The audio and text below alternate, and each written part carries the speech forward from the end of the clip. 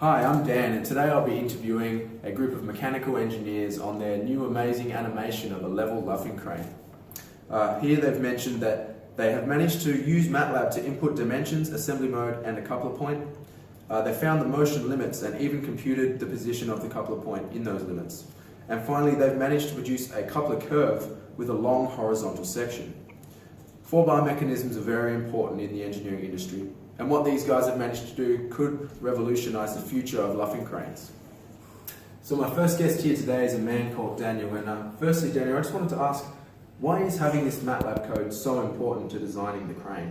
Yeah, so without the MATLAB code, you're just sort of stuck doing all your calculations on paper or actually building test models and doing it yourself. But with this code, it lets us quickly just try out different designs, quickly change numbers, and get a bit more efficient design a lot quicker than we otherwise would have. Okay, awesome stuff. So how is the code generating the required coupler curves that we're looking at? Alright, so just a quick overview. What it's basically doing is taking all those inputs and then using some equations that are basically derived from the geometry of the whole system and using that to work out all the points at different times intervals. And then with that, they're then getting plotted into the curves, animated along so you can see what it would look like. Okay, really awesome stuff. Finally, just one last question for you.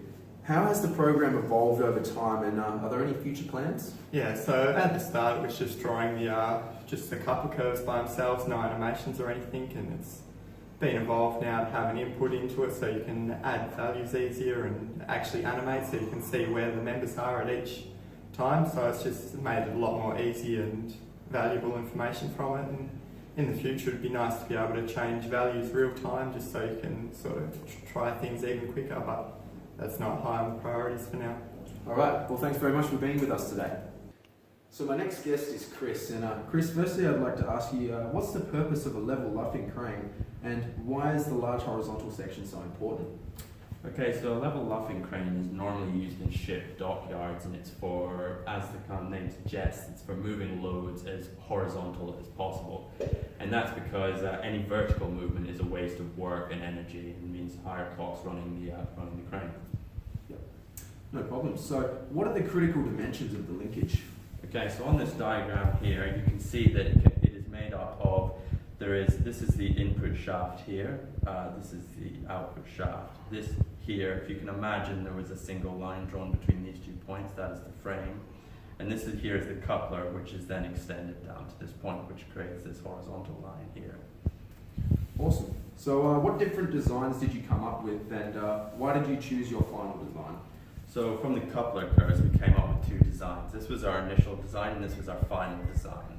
This design, the only difference between the 2 designs is actually the dimensions of the critical parts. This one you can see here has got quite a short level section and has quite a steep slope at the end, and it also you can see that it's quite high. On this one you can see it has a much longer level section. The crane itself is not as high, but there is a slight raise in the middle here, but we decided that it was more important to have that further reached instead of just have that payoff, a slight higher raise in the middle. Cool, thanks for that, Chris. So my final guest is Byron, the team manager. Byron, how long did the team take to get to this final design, and what was the process to obtain the dimensions? Yeah, so the team took about 4 weeks of non-stop work to get this code. So what the team did was we studied a bunch of pre-existing 4-bar linkage designs and checked their values. So we did a lot of trial and error, just fine-tuning the curve till we got it level to what we have now in the final design. Yeah. Awesome, thanks so much, Byron. So there we have it, guys. It's been really interesting learning about 4-bar mechanisms and how they're actually used in level luffing cranes, which are used every day. Thanks for tuning in.